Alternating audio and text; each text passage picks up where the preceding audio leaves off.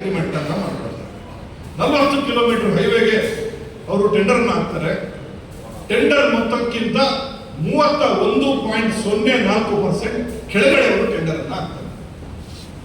ಸಾಮಾನ್ಯ ಮನುಷ್ಯರ ಭಾಷೆಯಲ್ಲಿ ಹೇಳಬೇಕು ಅಂತ ಹೇಳಿದ್ರೆ 1 ಕೋಟಿಯ ಕೆಲಸಕ್ಕೆ ಟೆಂಡರ್ ಕರೆದ್ರೆ 69 ಲಕ್ಷ ರೂಪಾಯಿಗೆ ಅವರು ಟೆಂಡರ್ ಅನ್ನ ಹಾಕ್ತಾರೆ.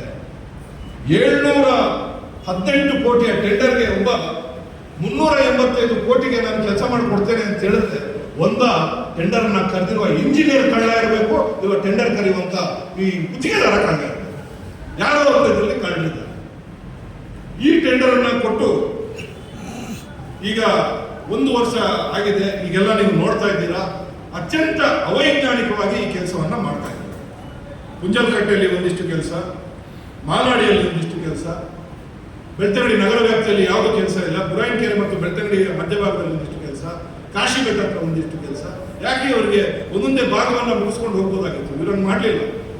ಎಲ್ಲ ವ್ಯಾಪ್ತಿಯಲ್ಲಿ ಗುಂಡಿಗಳನ್ನ ಮಾಡಿ, ಹೊಂಡಗಳನ್ನ ಮಾಡಿ, ಕೆಸರನ್ನ ಹಾಕಿ ಎಲ್ಲ ವ್ಯಾಪ್ತಿಯಲ್ಲಿ ಅತ್ಯಂತ ಅವೈಜ್ಞಾನಿಕವಾಗಿ ಕೆಲಸವನ್ನ ಮಾಡಿದ್ರು. ಈ ಎಲ್ಲ ವ್ಯಾಪ್ತಿಯ ಕೆಲಸವನ್ನ ನೋಡಿದ್ರೆ ಬಹುಶಃ ಒಂದು 20 ಕೋಟಿಯಷ್ಟು ಕೆಲಸ ಆಗಿರ್ಬೋದು. ಆದರೆ 20 ಕೋಟಿ ಕೆಲಸ ಮಾಡಿ 120 ಕೋಟಿಯ ಹಣವನ್ನ ಪಾವತಿ ಮಾಡಿಕೊಂಡಿದ್ದಾರೆ ಅನ್ನೋದೇ ದೊಡ್ಡ ವಿಷಯ. 120 ಕೋಟಿಯ ಬಿಲ್ಲಿಂಗ್ ಇವರಿಗೆ ಆಗಿದೆ. ಈ ಕೆಲಸ ಆಗಿ 700 ಕೋಟಿ ಎಲಿಜಿಬಿಲಿಟಿ ಇರುವ ಒಬ್ಬ ಕಾಂಟ್ರಾಕ್ಟರ್ DPG ಇದಕ್ಕೆ ಕಾಂಟ್ರಾಕ್ಟ್ಗೆ ಬರ್ತದೆ. ಈಗ ಈ ಕೆಲಸವನ್ನು 3 ತಿಂಗಳು ಮಾಡಲಿಲ್ಲ. ಮಾಡದೇ ಇದ್ದಾಗ ಎಲ್ಲ ಕಡೆ ಸಮಸ್ಯೆಗಳು. ಅವರ ನೌಕರರಿಗೆ ಪೇಮೆಂಟ್ ಅನ್ನ ಮಾಡಲಿಲ್ಲ. ಒಂದಷ್ಟು ನೌಕರರು ಮುಷ್ಕರವನ್ನ ಮಾಡಿದ್ರು. ಒಬ್ಬ ನೌಕರ ಸುಸೈಡ್ಗೆ ಅಟೆಂಪ್ಟ್ ಕೂಡ ಮಾಡ್ದ. ಮೊನ್ನೆ ತಾನೇ KMC ಆಸ್ಪತ್ರೆಗೆ ಅವನು ಇನ್ನೇನು ಪೊಲೀಸ್ ಸ್ಟೇಟ್ಮೆಂಟ್ ತಗೊಳ್ಳುವಾಗ ಎಲ್ಲ ಅಲ್ಲಿಂದಲ್ಲಿ ಅವರ ಇಲಾಖೆ ಅಲ್ಲ, ಅವರ ಸಂಸ್ಥೆಯವರು ಸೇರಿ ಅದನ್ನ ಮುಚ್ಚಾಕುವಂತ ಕೆಲಸವನ್ನ ಮಾಡಿದ್ರು. ಯಾರು ಬೆಳ್ತಂಗಡಿಯಲ್ಲಿ ಕೆಲವರ ಹತ್ರ ಎಲ್ಲ ಮೆಟೀರಿಯಲ್ ಪರ್ಚೇಸ್ ಮಾಡಿದ್ದಾರೆ, ಸ್ಟೀಲು, ಸಿಮೆಂಟು, ಇನ್ನೊಂದು ಮತ್ತೊಂದೆಲ್ಲ ಪರ್ಚೇಸ್ ಮಾಡಿದ್ದಾರೆ, ಅವ್ರಿಗೆ ಇನ್ನೂ ಪೇಮೆಂಟ್ ಆಗಿಲ್ಲ. ಕೆಲವರ ಹತ್ರ ಗಾಡಿಯನ್ನ ಅವರು ತಗೊಂಡಿದ್ದಾರೆ, ಗುತ್ತಿಗೆ ಆಧಾರದ ಮೇಲೆ ಗಾಡಿ ತಗೊಂಡಿದ್ದಾರೆ, ಆ ಗಾಡಿಗೆ ಪೇಮೆಂಟ್ ಆಗಿಲ್ಲ. ಕೆಲವರ ಹತ್ರ ಹೊಯ್ಗೆ ಹಾಕಲಿಕ್ಕೆ ಕಾಂಟ್ರಾಕ್ಟ್ ಅನ್ನ ಮಾಡಿದ್ದಾರೆ, ಅವ್ರಿಗೆ ಪೇಮೆಂಟ್ ಆಗಿಲ್ಲ.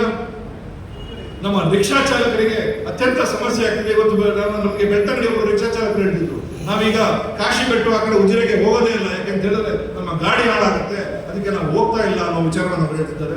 ಸ್ಕೂಲ್ ಬಸ್ಗಳಿಗೆ ಹೋಗ್ಲಿಕ್ಕೆ ಸಮಸ್ಯೆ, ಗರ್ಭಿಣಿ ಹೆಣ್ಮಕ್ಳಿದ್ದಾರೆ ಅವರಿಗೆ ಹೋಗ್ಲಿಕ್ಕೆ ಸಮಸ್ಯೆ, ಆಂಬ್ಯುಲೆನ್ಸ್ ಗಾಡಿಗಳ ಪರಿಸ್ಥಿತಿ ನೋಡ್ಬೇಕು, ಅವರಿಗೆ ಹೋಗ್ಲಿಕ್ಕೆ ಆಗ್ತಾ ಇಲ್ಲ.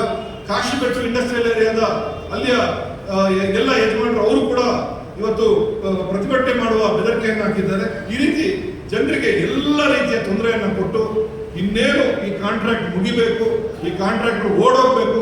ಒಬ್ಬ ವಿಮಾನವನ್ನು ಬೆಳ್ತಂಗಡಿಯನ್ನು ಬಿಟ್ಟು ಓಡೋದಾಗಿದೆ, ಇನ್ನೊಬ್ಬ DPG ಈಗ ಓಡೋಗಿದ್ದಾರೆ. ಇದರ ಹಿಂದೆ ಏನಿದೆ ಅಂತ ನಿಮ್ಮನ್ನು ನಾನು ಕೇಳಲಿಕ್ಕೆ ಇಷ್ಟಪಡ್ತಾ ಇದ್ದೇನೆ. ಇವತ್ತು ತರಾತುರಿಯಲ್ಲಿ ಶಾಸಕರು, ಮಳೆ ಹನಿಗಂತೂ 1 ದಿವಸ ಬರಲಿಲ್ಲ. ಇವತ್ತು ತರಾತುರಿಯಲ್ಲಿ ಶಾಸಕರ ಬಗ್ಗೆ ನಿಮಗೆಲ್ಲ ಗೊತ್ತಿದೆ.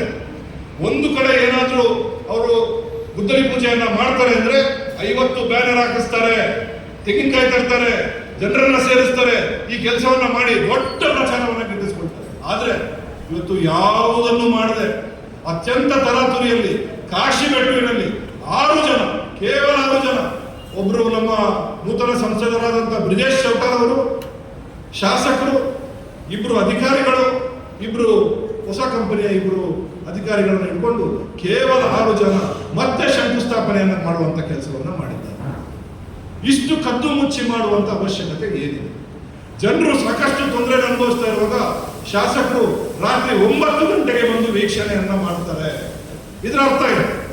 ನಾನು ಮೊನ್ನೆ ತಾನೇ ನಾನು ಮಾಡಿದಂತ ಪತ್ರಿಕಾಗೋಷ್ಠಿಯಲ್ಲಿ ಹೇಳಿದ್ದೇನೆ, 3 ಕೋಟಿಯ ಕಿಕ್ ಬ್ಯಾಕ್ ಅನ್ನ ಇವರಿಂದ ಪಡೆದಿದ್ದಾರೆ. ಅದಕ್ಕೆ ಬೆಳಿಗ್ಗೆ ಬರ್ಲಿಕ್ಕೆ ಅವ್ರಿಗೆ ಆಗಲ್ಲ, ರಾತ್ರಿ ಬಂದು ವೀಕ್ಷಣೆ ಮಾಡ್ತಾ ಇದ್ದಾರೆ. ನಿಮ್ಮನ್ನ ಯಾಕೆ ಈ ವಿಚಾರ ಹೇಳ್ತಾ ಇದ್ದೇನೆ ಅಂತ ಹೇಳಿದ್ರೆ, ಮುಂದಿನ ದಿನಗಳಲ್ಲಿ ಜನರಿಗೆ ತೊಂದರೆ ಆಗುವಂತ ಕೆಲಸ, ಕಾನೂನು ಬಾಹಿರವಾಗಿ ಗುತ್ತಿಗೆ ಕೊಡುವಂತ ಕೆಲಸ, ಅಥವಾ ಜನರ ದುಡ್ಡನ್ನ ಲೂಟಿ ಮಾಡುವಂತ ಕೆಲಸ, ಅದು ಶಾಸಕರು ಮಾಡಲಿ, ಅದು ಸಂಸದರು ಮಾಡಲಿ, ಅಥವಾ ನಿತಿನ್ ಗಡ್ಕರಿ ಮಾಡಲಿ, ಎಲ್ಲರ ವಿರುದ್ಧ ಕಾಂಗ್ರೆಸ್ ಹೋರಾಟವನ್ನ ಮಾಡುತ್ತೆ. ಇದರೊಂದಿಗೆ ನಾಳೆ ಸಮಾನ ಮನಸ್ಕರ ಒಂದು ಸಭೆಯನ್ನು ಕೂಡ ನಾವು ಕರೆದಿದ್ದೇವೆ. ಇದೇ ಸಭಾಂಗಣದಲ್ಲಿ 4 ಗಂಟೆಗೆ ಈ ಹೈವೇ ವಿಚಾರವಾಗಿ ಒಂದು ಸಮಾನ ಮನಸ್ಕರ ಸಭೆಯನ್ನು ನಾವು ಕರೆದಿದ್ದೇವೆ. ದಯಮಾಡಿ ಆಸಕ್ತರಿದ್ದವರು ಆ ಸಭೆಗೆ ಬನ್ನಿ, ಭಾಗವಹಿಸಿ. ಯಾಕಂತ ಹೇಳಿದ್ರೆ ನಾವು ಈ ಭಾಗದಲ್ಲಿ ವಿರೋಧ ಪಕ್ಷವಾಗಿದ್ದು ನಾವು ವಿರೋಧ ಪಕ್ಷದ ಕೆಲಸವನ್ನು ನಾವು ಸಕ್ರಿಯವಾಗಿ ಮಾಡಬೇಕಾಗುತ್ತೆ.